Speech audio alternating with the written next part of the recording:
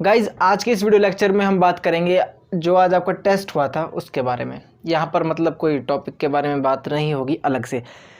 आप में से बहुत सारे बच्चों ने बहुत अच्छा परफॉर्म किया था, देखकर बहुत अच्छा लगा। कुछ बच्चों के मेरे पास फ़ोन आए, किसी का मैसेज आया कि सर 1-2 नंबर कट गए, कहाँ कट गए। तो बेटा देखो, टेस्ट देने का मेन मोटिव ज़्यादा मार्क्स लाना नहीं है। हाँ, ज़्यादा मार्क्स लाने से खुशी मिलती है, वो बात मैंने माना, लेकिन ज़्यादा मार्क्स आने से ये इंश्योर नहीं होता कि आपका सिलेक्शन होगा। ज़्यादा मार्क्स आने का मतलब है कि आपको बहुत कुछ आता है और जब आपने टेस्ट दिया था तब आपका कॉन्फिडेंस लेवल अच्छा था और आपको एक अच्छी नॉलेज थी। वहीं मैं आपसे कहूँ कि इस टेस्ट को आप 2 साल बाद दीजिए, 2 साल छोड़ो 2 महीने बाद दीजिए, आपके इतने अच्छे मार्क्स नहीं आ पाएंगे। तो क्या आपने उस वक्त पढ़ाई नहीं करी थी जब आपके इस टेस्ट में 15 मार्क्स में से 14 या 13 आए थे? करी थी ना बेटा। कंटिन्यूटी भी कोई चीज़ होती है। जो आपके अच्छे मार्क्स आए हैं अच्छी बात है, लेकिन आप इसको कंटिन्यू बनाएं। और जिनके कम मार्क्स आए वो ये ना सोचें कि हम कुछ हैं ही नहीं, हम बिल्कुल निठल्ले हैं, बिल्कुल हमें कुछ नहीं आता। ऐसा नहीं है, आप बहुत सुपीरियर हो, आपको बहुत कुछ आता है जो आपने टेस्ट दिया है। आपको क्या जानना ज़्यादा ज़रूरी है कि आपको टेस्ट में कहाँ नंबर कटा, और टेस्ट का जो मेन मोटिव है वो होता है आपकी प्रैक्टिस कराना। ठीक है, आपको क्या निखारना। तो आज जो बायोलॉजी टेस्ट हुआ था उसमें 15 क्वेश्चन पूछे गए थे और 15 क्वेश्चंस में से हार्डली 1-2 क्वेश्चन होगा जो थोड़ा मीडियम लेवल का होगा, बाकी सब इजी थे। मतलब कि जो मैंने पढ़ाया था सभी उसी में से थे। तो गाइज स्टार्ट करने से पहले मैं आपको समझा देता हूँ कि मैं किस तरीके से आपको यहाँ पर आंसर एक्सप्लेन करूँगा। मैं यहाँ पर बोलूँगा, साइड में आपको क्वेश्चन जो है वो डिस्प्ले हो जाएगा, क्वेश्चन आप वहाँ से पढ़ लीजिएगा और एक बार मैं भी क्वेश्चन को क्या है बोल दूँगा।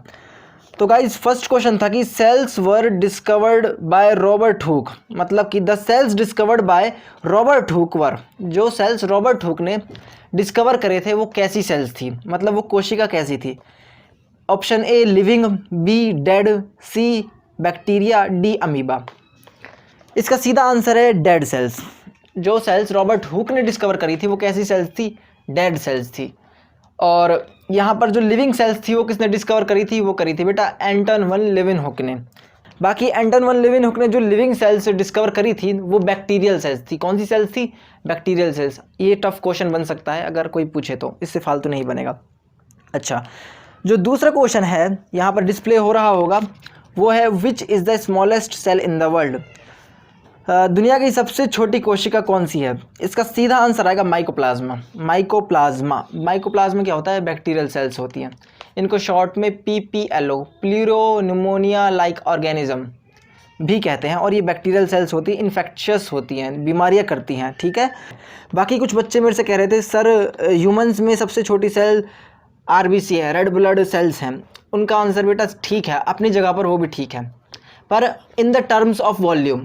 हमने जो ये साइज़ मेज़र किया है in the terms of volume क्या है। जो RBC का वॉल्यूम है और जो स्पर्म सेल का वॉल्यूम है, अगर उनको कंपेयर करें तो स्पर्म सेल का वॉल्यूम कम आता है, इसलिए ह्यूमंस में सबसे छोटी सेल्स कौन सी हो जाती है? स्पर्म सेल हो जाती है। शायद आपको ये भी क्लियर हो गया होगा। Cell theory was completed by, कौन से साइंटिस्ट थे जिन्होंने सेल थियरी को कंप्लीट किया था? देखिए स्केल्डीन एंड श्वानन इधर ऑप्शन में दिया हुआ है। ए विरखाउ, बी स्केल्डीन, सी श्वानन और डी नन। डी तो हो ही नहीं सकता। ठीक है, ये तीनों साइंटिस्ट इन्वॉल्व थे एक्चुअली सेल थ्योरी देने में, लेकिन क्या हुआ था जो ये श्वानन और स्केल्डीन है इन्होंने सेल थ्योरी को बनाया था, मतलब सबसे पहले प्रपोज किया था, बनाया था, सबके सामने लाया था।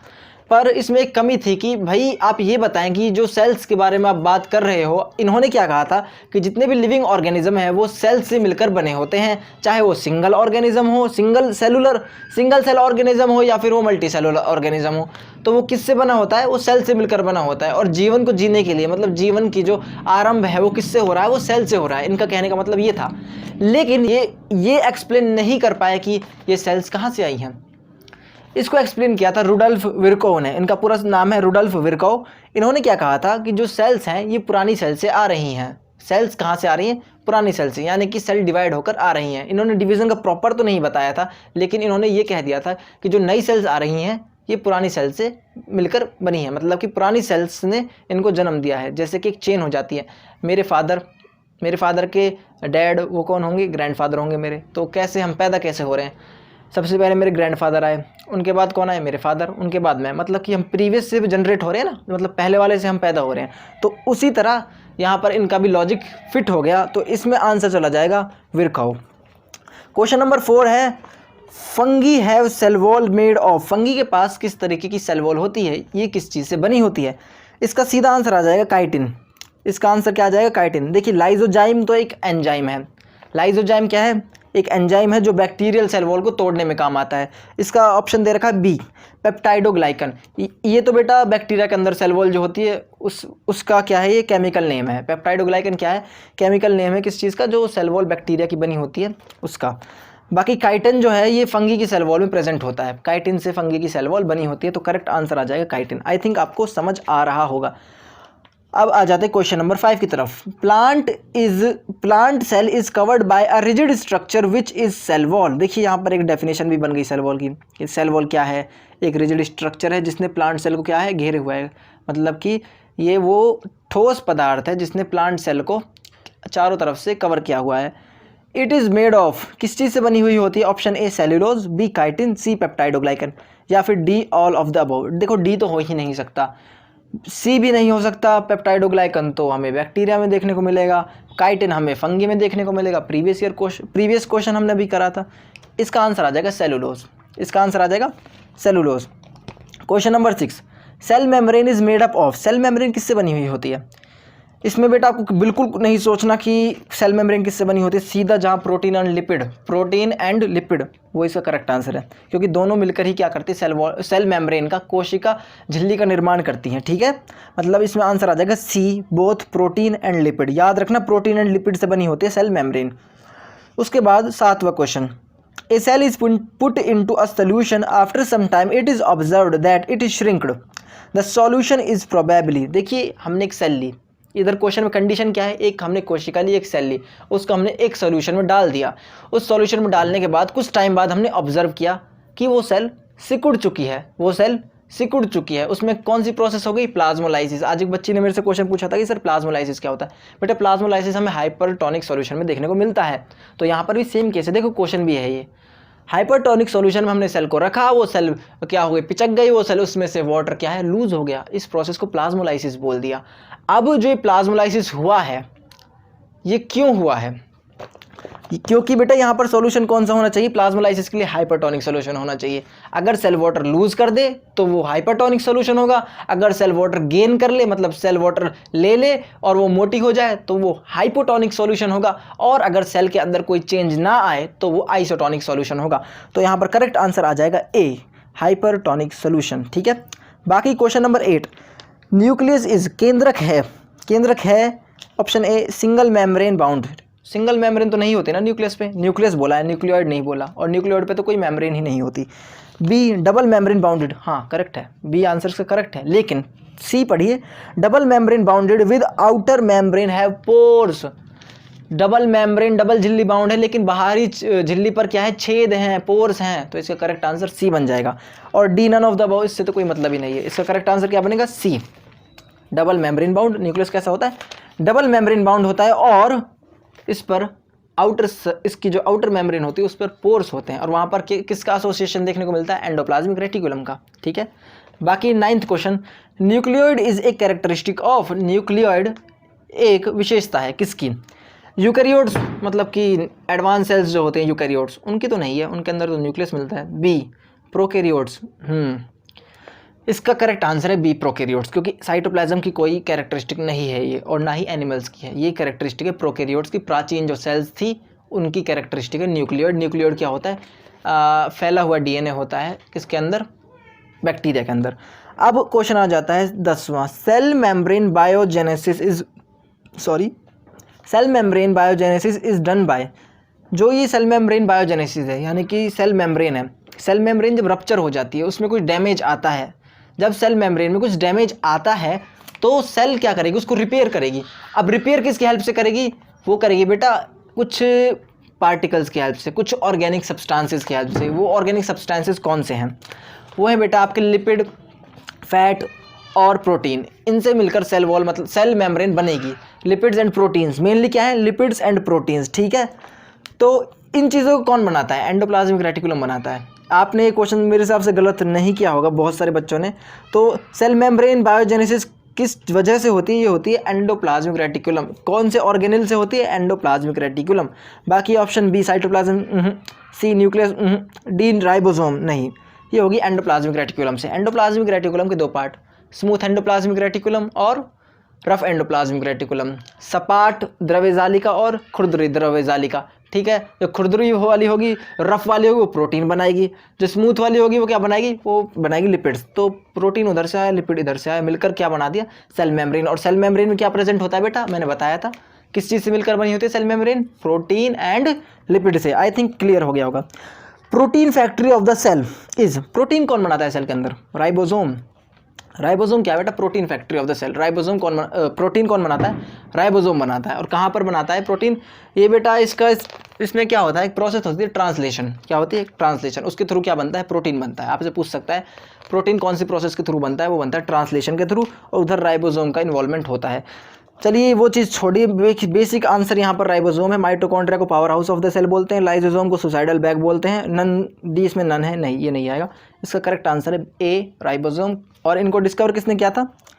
George Palade. इनका दूसरा नाम क्या है? Palade particles. पूछ सकता है पेलार्डे पार्टिकल्स। अच्छा, question number 12, lysosome are known as, कोई गलती ही नहीं होनी चाहिए इस क्वेश्चन में, तो इसका सीधा आंसर है सुसाइडल बैग। लाइसोसोम को सुसाइडल बैग क्यों कहा जाता है? क्योंकि इसके अंदर कुछ हाइड्रोलाइटिक एंजाइम्स होते हैं। जब भी सेल डैमेज होती है, उसकी कुछ प्रोसेसेस डैमेज होती है, मेटाबॉलिक प्रोसेसेस डैमेज होते हैं, या फिर कोई बाहर से पैथोजन एंटर करता है, तो ये क्या करता है? बर्स्ट हो जाता है, लाइसोसोम बर्स्ट हो जाता है। अब लाइसोसोम के ऊपर से झिल्ली हट गई, इसकी मेम्ब्रेन हट गई। मेम्ब्रेन हटने के बाद इसमें से हाइड्रोलाइटिक एंजाइम्स, आपकी बुक में सिर्फ लाइटिक वर्ड मेंशन है, लेकिन करेक्ट आंसर है हाइड्रोलाइटिक एंजाइम्स। अगर ऑप्शन में आपको लाइटिक दिखे तो करेक्ट कर देना, अगर हाइड्रोलाइटिक दिखे तो भी करेक्ट कर देना, वैसे एक मिलेगा इन दोनों में से। ठीक है, तो जो ये हाइड्रोलाइटिक एंजाइम्स है पूरी सेल को डिसॉल्व कर देंगे। ठीक है, हाइड्रोलाइटिक एंजाइम्स क्या करेंगे? पूरी सेल को डिसॉल्व कर देंगे।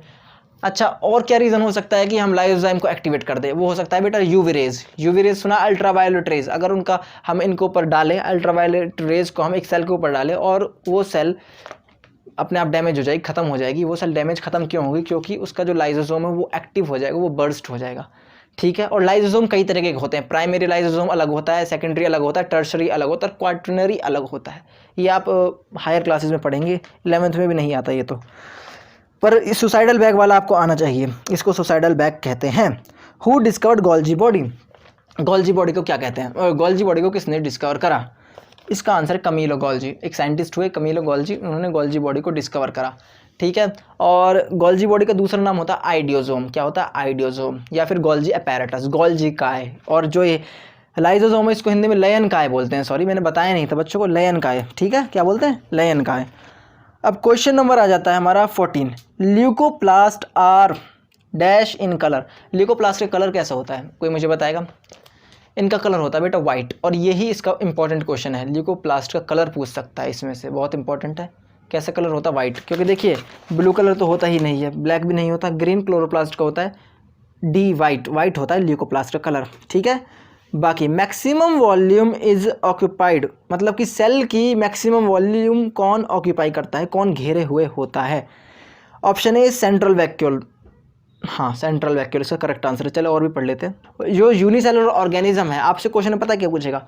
जो यूनिसेलुलर ऑर्गेनिज्म है उनके अंदर एक खास तरीके का वैक्यूल देखने को मिलता है, और वो वैक्यूल एक्सक्रीशन में हेल्प करता है। उस वैक्यूल का नाम बताइए जो वैक्यूल एक्सक्रीशन में हेल्प करे, मतलब खाद्य पदार्थ है जो है उसको इस्तेमाल कर लिया है सेल की बॉडी ने, अब उसे सेल से बाहर निकालना है। तो जो यूनिसेलुलर, जिसके अंदर एक सेल प्रेजेंट होता है, ऐसे ऑर्गेनिज्म भी जैसे अमीबा, पैरामीशियम, वो क्या करते हैं? वो एक कॉन्ट्रैक्टाइल वैक्यूल नाम का वैक्यूल होता है, उसका यूज़ करते हुए उसको बाहर निकाल देते हैं। ठीक है, तो एक्सक्रीशन के लिए कौन सा वैक्यूल है?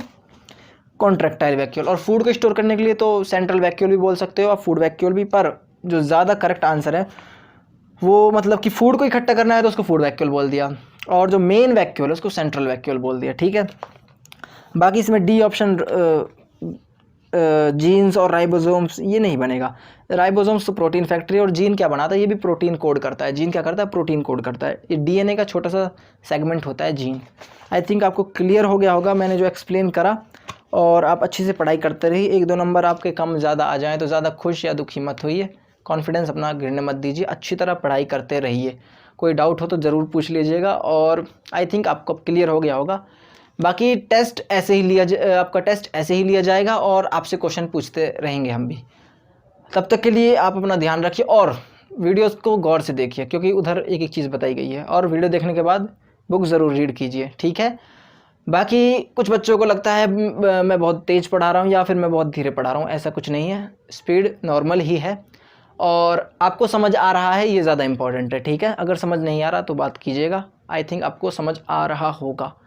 और अच्छी बात है, आप अच्छे मार्क्स ला रहे हैं, इसको और इम्प्रूव करिए और ये कंटिन्यूटी बनाए रखिए अच्छे मार्क्स वाली। और कम है तो उसको इम्प्रूव करिए, क्योंकि आपके अंदर सुधार की बहुत ज़्यादा गुंजाइश है, सबके अंदर है, मेरे अंदर भी है। और टेस्ट देते रहिए, इससे आपका ही फ़ायदा है। चलिए, तब तक के लिए आप अपना ध्यान रखिए, टेक केयर, बाय। और मास्क का यूज़ ज़रूर करिए, ठीक है।